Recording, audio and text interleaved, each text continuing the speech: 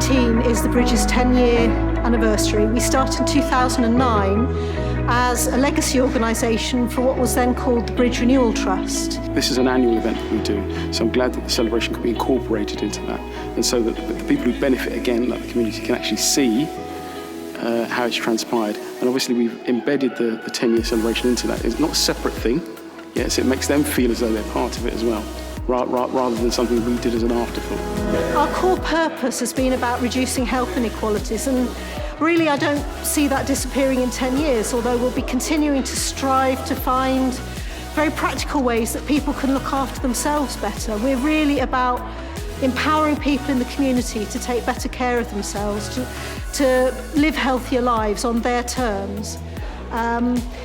Most charities ought to do themselves out of a job, but health inequalities are a huge issue, and so in 10 years I'd imagine that we'd still need to be here. But one of the things we want to do this year is say, look, we've come this far in 10 years, this is what we've achieved in 10 years, which is a huge amount. What do you think our priorities should be over the next 10 years? What do you think we should set our mind to achieving? And with you, we'll get there. Bridge has done some fantastic work in the community. It was initiated from a government-funded programme, but it's become independent now. Most recently, it's been working very closely with the council to support other charities in the borough. We are a charity, and that means we are community-based as well. So we work with communities quite closely. And what we're here about is really about trying to promote healthier communities, stronger communities, and also safer communities. And in trying to do that, we then have to see how best we can work with them. There's lots of different things that we do, lots of different strands, but the community has to be at the heart of it.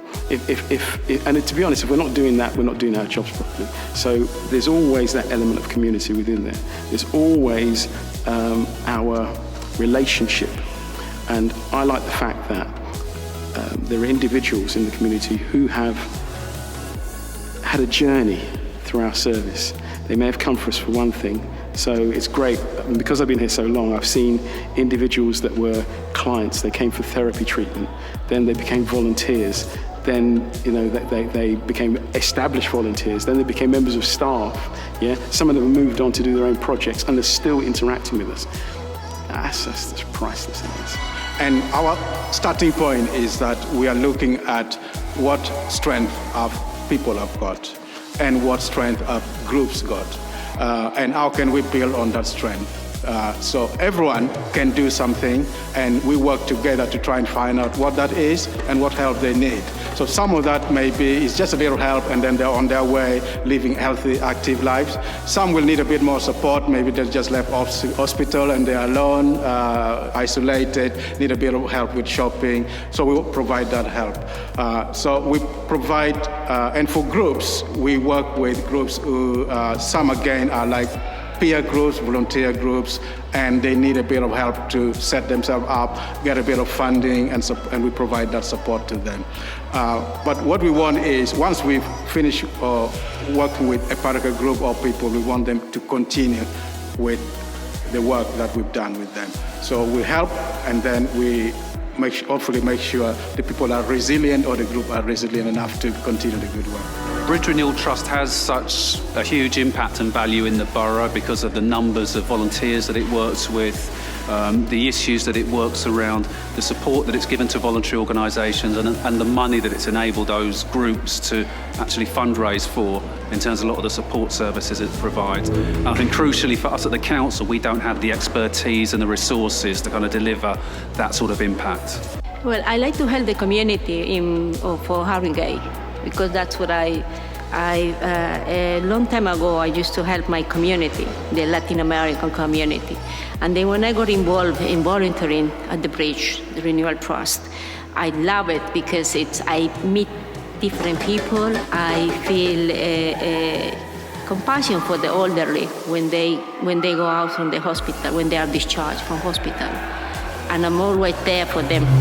When we did an event for the first time that was around health and well-being, physical activity for the community, but we didn't want people to think that it was about that, because a lot of people wouldn't necessarily feel it was for them. So we made it into a bit of a kind of festival-y thing. It was a great thing. We did it with partners, local authority, Tottenham Hotspurs, Fusion Leisure, loads of community providers, and reviewed that.